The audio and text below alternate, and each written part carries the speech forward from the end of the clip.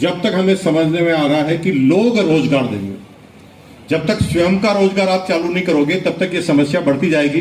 जब तक आप सोच रहे हैं कि सरकार आएगी नौकरी देगी, प्राइवेट कंपनी आएगी नौकरी देगी, जब तक लोगों के भरोसे रहोगे तब तक ये समस्या बढ़ती ही जाएगी।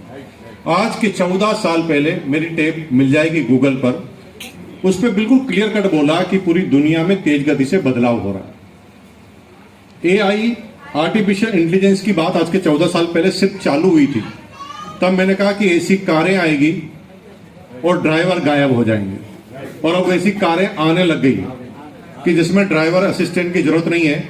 जो ही 5G नेटवर्क पूरी जगह चालू होगा, इस पूरी पृथ्वी से अगले 15 सालों में सारे ड्राइवर गायब हो जाएंगे 100%। आप कहेंगे नहीं होंगे, तो मैं आपको बता दूं, आज के 25 साल पहले एसटीडी पीसीओ का बिजनेस टॉप पे था कि नहीं था? हर आदमी चाहता था कि मैं एसटीडी पीसीओ खोलकर बैठ जाऊं, क्योंकि कुछ करना ही नहीं पड़ता। लोग आते हैं, कॉल करते हैं, पैसा डालते हैं, हम अपना आप कमाते हैं। मोबाइल आया, पूरा एसटीडी पीसीओ गायब होते हुए देखा कि नहीं देखा? अभी ढूंढ के बता दो, ग्वालियर में एक भी नहीं मिलेगा पूरे ग्वालियर। आज के 25 साल पहले पेंटर ऐसे बैनर बनाया करते थे, और पेंटर डिसाइड करते थे कि फिल्म कब रिलीज होगी, क्योंकि पेंटर लोग पोस्टर बनाते थे और वो डेट देते थे कि हम इतने पोस्टर इतने दिन में बना के देंगे, तब फिल्म की डेट रिलीज होती थी। 25 साल बाद सारे के सारे पेंटर ही समाज से गायब होते हुए देखा कि नहीं देखा? ये दुनिया में सब कुछ आप देख रहे हैं। पहले लेबर हड़ताल करते थे हर फैक्ट्री में। कलकत्ता का पूरा बर्बादी इसीलिए हुआ कि कलकत्ता लेबर बेस्ड सारी इंडस्ट्री थी, और आए दिन कम्युनिस्ट शासन में हड़तालें होती थी और पूरा कलकत्ता बर्बाद हो गया। अभी कई सालों से आपने सुना भी नहीं होगा कि लेबर हड़ताल कर रही थी। जहां पर पूरे नेतागिरी वाले स्टेट थे वहां पर भी बंद हो गई, क्योंकि लेबर बेस्ड काम खत्म होते जा रहा है। पहले 100 मजदूर लेकर जो काम करते थे, अभी एक जेसीबी मशीन उतना ही काम कर लेती है। गड्ढे खोदना हो या सुरंग खोदना हो, सारा काम टूल्स करते हैं। अमेरिका में अमेज़न का गोडाउन है 10 किलोमीटर लंबा, 10 किलोमीटर। उस पूरे गोडाउन में एक भी कर्मचारी काम नहीं करता, सारे रोबोट काम करते हैं। कर्मचारी तो भूल सकता है, रोबोट भूल नहीं सकते। रोबोट के दिमाग में कंप्यूटर है। ऑटोमेटिक ऑर्डर कंप्यूटर के दिमाग में जाता है, कंप्यूटर उसका बिल बनाता है, स्टिकर बनाता है, खुद रेक के सामने जाता है, सामान लेकर आता है, स्टिकर चिपकाता है और डिस्पैच भी कर देता है। इंसान की जरूरत नहीं। अगर आप सोच रहे हैं कि ये किराने का कारोबार तो कम से कम चलेगा, तो ये बहुत बड़ी गलतफहमी में जी रहे हैं। ये किराने का बिजनेस ही पूरा का पूरा खत्म होने वाला है, क्योंकि रिलायंस जियो मार्ट अभी एक नई संस्था आ रही है, और अगले 10 सालों में उसके अभी जो स्टोर है उसके 500 गुना ज्यादा हो जाएंगे। अभी एक शहर में 8-10 हैं, अब हर गली में वो खुलेगा। और जियो मार्ट ने शुरुआत कैसे की? 15 मिनट में डिलीवरी, नहीं तो पैसे वापस। क्या बोला उन्होंने? 15 मिनट में डिलीवरी, नहीं तो पैसे वापस। 15 मिनट में डिलीवरी या प्रोडक्ट फ्री, और 15 मिनट में ये सारी कार्रवाई आपके घर पर बैठे होगी, और मार्केट से 10% रेट कम। किसी को किसी दुकान पर जाने की जरूरत नहीं है, सारा काम अपने आप आपकी आंखों के सामने। अगर आप सोच रहे हैं कि मैं नहीं नौकरी करूंगा, तो वो नौकरी कब गायब हो जाएगी तुम्हें पता नहीं। तुम जिस बिजनेस को कर रहे हो वो बिजनेस कब गायब हो जाएगा तुम्हें पता ही नहीं। कर्मचारी बोलते हैं नहीं यार, ये मकान बनाने का तो काम बहुत अच्छा है, ये तो कम से कम चलता रहेगा।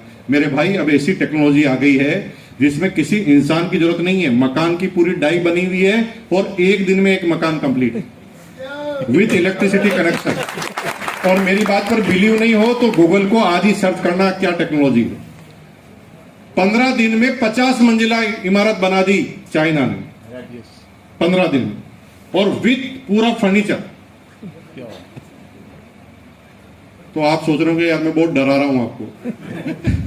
ये खेती वेती जो आप कह रहे हो ना, इंसानों की जरूरत है। अमेरिका में, स्विट्जरलैंड में, इजराइल में ऐसी टेक्नोलॉजी आविष्कार हो गई है कि किसी इंसान की जरूरत नहीं। रोबोट खुद जाता है पेड़ के पास, पेड़ की बीमारी पर सर्च करता है और ऑटोमेटिक छिड़काव करता है उसके ऊपर। इंसान तो हो सकता है गलत छिड़काव कर दे, लेकिन रोबोट तो एकदम सही करता है। तुम जिस भी फील्ड में जाने की कोशिश कर रहे हो वहां पर तेज गति से बदलाव आ रहा है, और अगर आप इसे समझ नहीं पाए तो थोड़े दिन बाद आप परेशान होने के अलावा कुछ करेंगे नहीं। सरकार को बदलते रहेंगे 5-5 साल में, और हर सरकार वादा करेगी कि हम आपको नौकरी दे देंगे, और कोई नौकरी देने के लिए तैयार नहीं, देकर करेगा क्या? काम तो कुछ रहेगा नहीं। ऐसे में एक ही चीज का भविष्य सुरक्षित रहता है, वो है डायरेक्ट सेलिंग। और क्यों डायरेक्ट सेलिंग का भविष्य सुरक्षित है बताइए। अंजलि ने एक बात बताई कि डायरेक्ट सेलिंग जो है रिलेशनशिप का बिजनेस है। डायरेक्ट सेलिंग रोबोट जाकर नहीं कर सकता। रोबोट कैसे समझाएगा आपको आपकी प्रॉब्लम है, क्योंकि हर आदमी की अलग तरह की प्रॉब्लम है, और उन प्रॉब्लम से रिलेटेड करते हुए किसी चीज को समझाना और समझाकर एक नेटवर्क तैयार करके उनकी प्रोडक्टों की डिलीवरी करना। प्रोडक्ट लोग इसलिए लेंगे क्योंकि खुद का प्रॉफिट है, ओरिजिनल प्रोडक्ट है, और उसके साथ इससे पैसा भी आता है। अब मैं धीरे धीरे आपको आरसीएम के बारे में थोड़ा समझाने की कोशिश करता हूं। सबसे पहले लोगों को कहा जाता है कि आरसीएम करोगे तो बहुत पैसा आएगा। थोड़ी देर के लिए मान लेते हैं कि नहीं पैसा आएगा, ठीक है जी, अब तो खुश, अब तो कोई झूठ नहीं बोल रहा, नहीं आता पैसा, नहीं आता, 1 रुपया भी नहीं आता आरसीएम। एक चीज को समझ जाइए, आरसीएम अपने आप हो जाएगा। दुनिया में जो मिलावट अभी चल रही है पूरी दुनिया में, उस चीज को समझिए। आज के 25 साल पहले गांवों का जीवन शुद्ध हुआ करता था, शहरों का जीवन अशुद्ध हुआ करता था, और 25 साल के बाद ये पूरा उल्टा हो गया। अब शहरों का जीवन शुद्ध होने लगा, क्योंकि शहर में एनजीओ खुलने लगे, पोल्यूशन पर बात होने लगी, डीजल की गाड़ियां नहीं चलेगी, पैसा शहरों में मिलता है, इसलिए अच्छे प्रोडक्ट मिलते हैं। शहरों के लोग ब्रांडेड प्रोडक्ट ले लेते हैं, है ना, ऑर्गेनिक प्रोडक्ट ले लेते हैं शहरों के लोग। गांवों में ये सारे ऑप्शन खत्म होते जा रहे। गांवों में कॉमर्शलाइजेशन होने की वजह से वो पैसों पर ध्यान देने लगे। अगर सोयाबीन की रेट ज्यादा है तो पूरा का पूरा गांव सोयाबीन बोना चालू कर देता है। अब सोयाबीन तो आपको शुद्ध मिल जाएगा क्योंकि आपने बोया है, लेकिन आपने मिर्च तो नहीं बोई, गेहूं तो नहीं बोया। पहले क्या होता था कि एक किसान गेहूं बोता था, एक मिर्च बोता था, एक हल्दी बोता था, एक धनिया बोता था, आपस में सब लोग शुद्ध ले लेते थे। लेकिन अब पूरे के पूरे गांव कॉमर्शलाइजेशन हुए। उसका नतीजा यह हुआ कि गांव में पर कैपिटा इनकम कम होती है। जो आइटम वो खुद उगाता है वो तो खुद इस्तेमाल करता है, लेकिन मिर्च अगर उसने नहीं उगाई तो मिर्च के लिए वो कहां जाएगा? दुकान पर जाएगा, और उस दुकान पर ही जाएगा जहां पर सबसे सस्ता मिलता है। हेलो। और सस्ते का प्रभाव इतना है कि लोग समझ नहीं पाते कि सस्ता मिल कैसे रहा है। मैं कुछ एग्जांपल देता हूं, समझने की कोशिश करना। मूंगफली, मूंगफली जिसे बोलते हैं आप, जिससे ऑयल निकलता है। मूंगफली जो है, मूंगफली का दाना लें तो वो मार्केट में 150 रुपए केजी है। कितना? 150। आप जाके सर्च करना, 150 रुपए केजी मिलेगा। 150 रुपए केजी की मूंगफली को आप अगर गाड़ी में डालें या मशीन में डालें तेल निकालने के लिए, तो 1 किलो मूंगफली से 250 से 350 ग्राम, यानी मिनिमम 250 ग्राम और मैक्सिमम 350 ग्राम तेल निकल सकता है। तो 450 की मूंगफली से 1 लीटर तेल निकलता है। तेल की रेट होनी चाहिए 500 रुपए लीटर। यस। तेल की रेट है 170 रुपए के litre. How is it possible? आप बताओ, कोई समझा सकता तो बता दो। आप कह रहे हो ना मूंगफली का तेल है, तो मूंगफली की तो दाना 160 रुपए किलो है, और 160 रुपए किलो के दाने से अगर 300 ग्राम ऑयल निकलता है तो रेट तो 500 रुपए लीटर होनी चाहिए, लेकिन वो आपको 180-90 रुपए में कैसे मिल जाता है? हम इस बात को समझ नहीं पा। भारत सरकार ने किसी भी खाद्य तेल में 40 से 50% दूसरे खाद्य तेल की मिलावट की अनुमति दी है, और खाद्य तेल में सबसे घटिया किस्म का खाद्य तेल पाम ऑयल होता है, और पाम ऑयल सबसे सस्ता होता है। इसलिए मूंगफली के तेल में, सरसों के तेल में, सब में वो मिलाया जाता है। और कहते हैं कि पाम ऑयल का तेल अगर सीधा सा आप 6 महीने तक तैयार करें तो आपकी सारी नसें ब्लॉक होने वाली है, दुनिया की ताकत रोक नहीं सकती। ये थोड़ी बहुत भी इसलिए बची हुई कि दूसरा तेल इसमें साथ डाला जाए।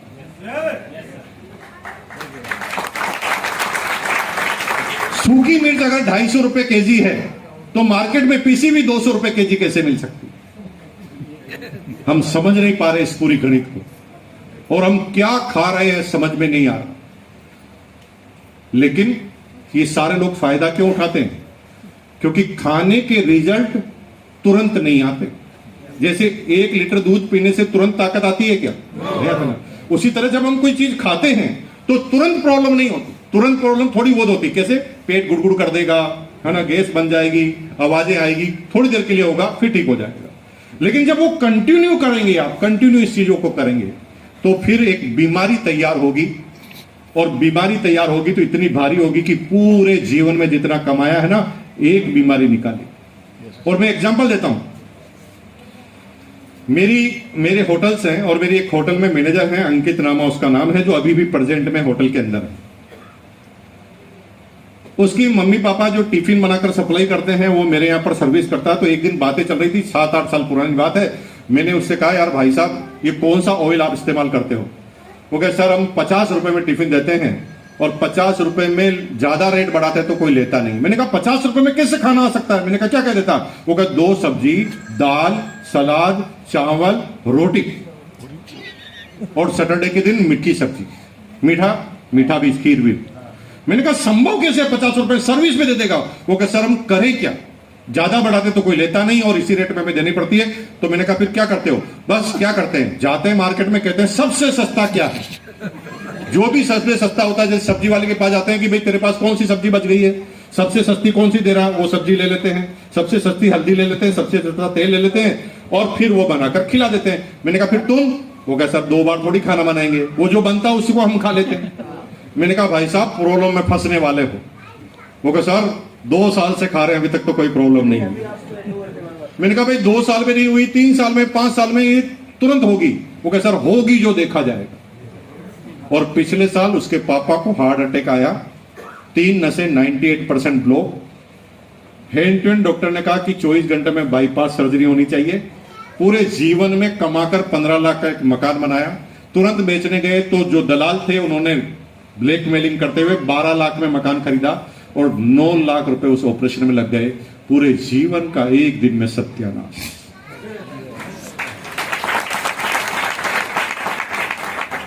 क्यों खाना चाहिए आरसीएम का प्रोडक्ट? इसे जिस दिन समझ जाओगे उस दिन आरसीएम से पैसे नहीं आएंगे तो भी चलेगा। देखिए दुनिया में, मार्केट में जब भी आप कोई सामान लेकर आते हो तो एक विश्वास ही होता है कि ये ओरिजिनल होगा, विश्वास, केवल विश्वास। अमूल घी ओरिजिनल बनाता है, अमूल बहुत बड़ी कंपनी ओरिजिनल बनाती है, अमूल तो ओरिजिनल बनाता है, लेकिन अमूल का घी मार्केट में आप जो लेकर आए हैं वो ओरिजिनल है, इसकी क्या गारंटी आपके पास? कोई गारंटी नहीं, विश्वास ही है। अब क्योंकि मिडिल में एक आदमी है, वो अपने मार्जिन को बढ़ाने के लिए अमूल का नकली घी भी आपको ओरिजिनल के नाम पे दे सकता है,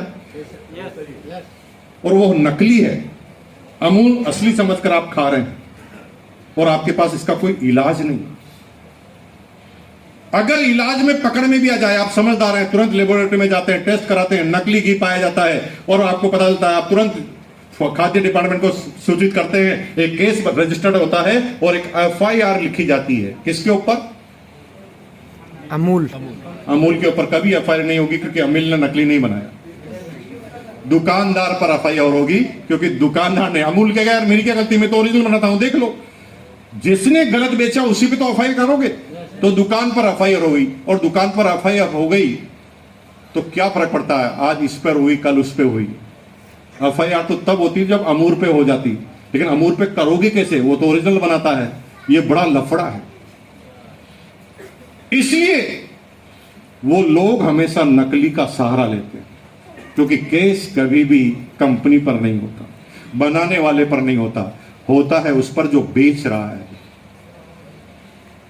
डायरेक्ट सेलिंग की कोई भी कंपनी अपने जो प्रोडक्ट देती है आपको, उस पर डायरेक्ट सेलिंग को कंपनी को खुद का अपना बिल देना पड़ता है। यानी आप जिस पिकअप सेंटर से बाजार से माल लेते हो, वो ऑनलाइन सर्वर कंपनी का होता है, आरसीएम का या और भी कंपनी का, उस ऑनलाइन सर्वर से बिल निकलता। और ऑनलाइन सर्वर से बिल निकलने की वजह से जब भी कोई चीज गलत होती है तो सीधा बिल देने पर वाले पर कार्रवाई होती है। डायरेक्ट सेलिंग की कोई भी कंपनी कभी खराब प्रोडक्ट बनाना चाहे तो भी नहीं बना सकती, क्योंकि सारे केस कंपनी पर डायरेक्ट होते हैं। आज के बाद ओरिजिनल खाना चाहते हो, नहीं आएगी इनकम, छोड़ दीजिए। लेकिन जीवन को बचाना चाहते हो, शुद्धता चाहते हो, तो आज के बाद आरसीएम के प्रोडक्ट अपनाना चालू कर देना। क्योंकि आरसीएम अगर गलत बनाए ना तो सीधा केस आरसीएम पर होता है। साला एक दिन में आरसीएम मत हो सकती, क्योंकि बीच में कोई आदमी नहीं है जिस पर आप केस करोगे। केस क्योंकि बिल जो दे रही है कंपनी, तो उसी पर सारे के सारे केस हुआ करते। इसलिए मेरे भाई इस चीज को बहुत ढंग से समझ जाना, तो आपको बहुत बारी बात समझ में आ जाएगी। और पूरी दुनिया बहुत आगे से और तेज गति से जा रही है। पूरी दुनिया में इतने तेज गति से बदलाव हो रहे हैं, आप सोच भी नहीं सकते। एक एक करके इंसानों की नौकरियां गायब होती जा रही है, और ऐसे समय में डायरेक्ट सेलिंग एक मात्र जरिया जिसमें अपना इंडिपेंडेंटली कारोबार हम करें। मेरा नाम मुकेश कोठारी है और मैं भीलवाड़ा से आपके बीच में आया हूं। 1973, कोई बहन अगर बात कर रही है तो मैं थोड़ा सा निवेदन करता हूं कि अर्जेंट कॉल है तो बाहर जाकर बात कर लें। 1973 में मेरा जन्म भीलवाड़ा में हुआ। आई एम सिंपली बीकॉम, ज्यादा पढ़ा लिखा नहीं हूं। मेरे से कई ज्यादा पढ़े लिखे लोग यहां पर हो सकते हैं। मैं आपकी बुद्धिमत्ता को, आपके ज्ञान को प्रणाम करता हूं और जिंदगी भर कोशिश करूंगा कि आपसे सीखता रहूं। 1973 में जन्म के बाद अपनी इंटर एजुकेशन लेने के बाद एक प्राइवेट नौकरी से मैंने अपना इकोनॉमिकल करियर चालू किया था। 750 रुपए की नौकरी से। 750 रुपए की नौकरी मैंने क्यों की? क्योंकि मेरे पिताजी करोड़पति थे। Yes, no.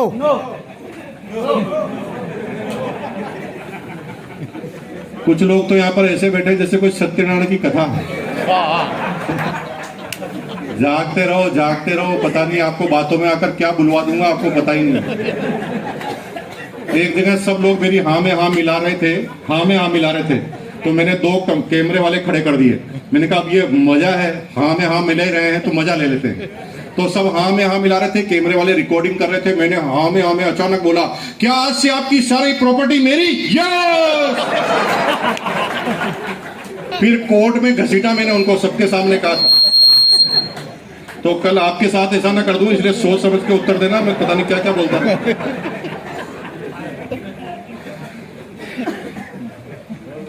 परिवार का जो इकोनॉमिकल जो बैकग्राउंड था ज्यादा अच्छा नहीं था।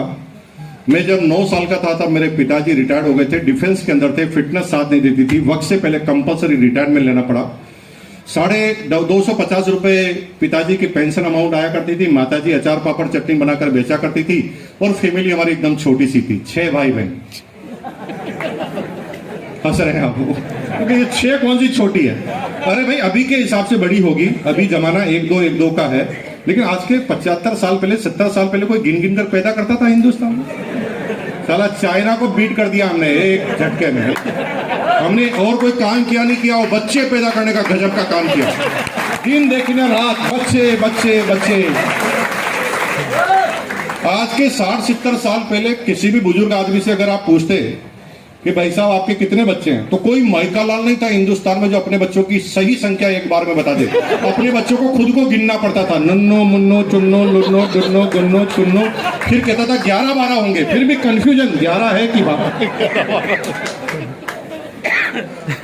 फिर भी कंफ्यूजन रहता था। तो पूरे मोहल्ले में सबसे छोटी फैमिली हमारी थी, 6। हमारे पड़ोस में लोढ़ा साहब थे, उनके 13, 11 तो क्रिकेट के प्लेयर, 2 एक्स्ट्रा। मम्मी पापा खुद ही एम्पायर बन जाते थे, किसी क्रिकेट टीम की जरूरत नहीं, सब वहीं थे। ये सबसे छोटी फैमिली हमारी थी। सभी भाई बहन स्कूल कॉलेज में पढ़ा करते थे। माँ बाप का एक ही सपना था कि किसी तरह सब लोग पढ़ लिख जाए, और मैं सबसे छोटा था तो मेरे ऊपर ज्यादा उनका अट्रैक्शन था कि ये लास्ट वाला भी अगर पढ़ लिख जाए तो हमारी जिम्मेदारी खत्म हो जाएगी, गंगा ना कराएंगे। तो वो सब मेरे को टारगेट बनाए रखे हुए थे और वो पढ़ाते थे मुझे। पढ़ाई लिखाई से बचपन से मेरी कोई रुचि रही नहीं। पढ़ते सिर्फ इसलिए थे कि पिताजी मारते थे। पिताजी ने क्लियर कट कह दिया था कि बेटा अगर घर में रहना है तो पढ़ना पड़ेगा। और सारे बच्चे इसलिए पढ़ रहे थे, उन्हें पढ़ना था, हम इसलिए पढ़ रहे थे कि हमें नहीं पढ़ना था। क्योंकि कैसे भी करके पिताजी कह रहे थे कि बीकॉम एक बार कर लो, उसके बाद तुम्हारी इच्छा हो जो करना। तो बीकॉम करना हमारा अंतिम मकसद हुआ करता था। पढ़ने के लिए माँ बाप भेजते थे, लेकिन 6ठी क्लास में ध्यान पैसों की तरफ जाता था। 6ठी क्लास में लोगों का गिल्ली डंडा पे ध्यान जाता था, क्रिकेट पे ध्यान जाता था, मेरा पैसों पे जाता था। क्यों? क्योंकि घर में जब भी कोई तनाव आता था, टेंशन आती थी, झगड़ा होता था, तो उसकी वजह पैसा होती। माँ बाप के बीच में भी झगड़ा होता था ना, तो कहीं ना कहीं बजट बिगड़ गया, इसलिए झगड़ा हुआ होता। तो मैंने 6ठी क्लास में सोचना चालू कर दिया, यार पैसा कमाना है, अब कमाना है तो क्या करें। तो मैंने क्या देखा, मोहल्ले का सर्वे किया। तो मेरे मोहल्ले में मैंने क्या देखा कि जो नौकरी करते थे वो सब स्कूटर या लूना या साइकिल रखते थे, और मोहल्ले में जिन लोगों का बिजनेस था उनके पास सबके पास कार थी। उस जमाने में मैंने डिसाइड किया कि करूंगा तो बिजनेस करूंगा। सोच लिया उस 6ठी क्लास में। अब मेरे को जल्दबाजी थी कि पैसा कमाना है, तो मैंने छठी क्लास में आइडिया लगाया कि मुझे बिजनेस चालू करना चाहिए। तो मैंने 2-3 बुजुर्ग लोगों से कहा कि मुझे बिजनेस करना है, तो सब लोग मेरे ऊपर मुस्कुराए कि अभी तू छोटा है, गिल्ली डंडा खेल, क्रिकेट खेल, अभी क्या बिजनेस कर रहा। नहीं कहा मेरे को अभी करना है। वो कहा नहीं करना है, एक दिन जरूर करेगा। मैंने कहा नहीं एक दिन नहीं, अभी करना है। तो लोग मुस्कुराते थे। किसी से मैं सहायता मांगता था कि पूंजी दे दो, तो सब मुस्कुराते थे और 5 पैसे दे देते थे कि जाके टॉफी खा ले, क्योंकि कोई सीरियस नहीं था। आप भी जब इस बिजनेस को करेंगे तो आपके ऊपर भी कोई सीरियस नहीं होंगे।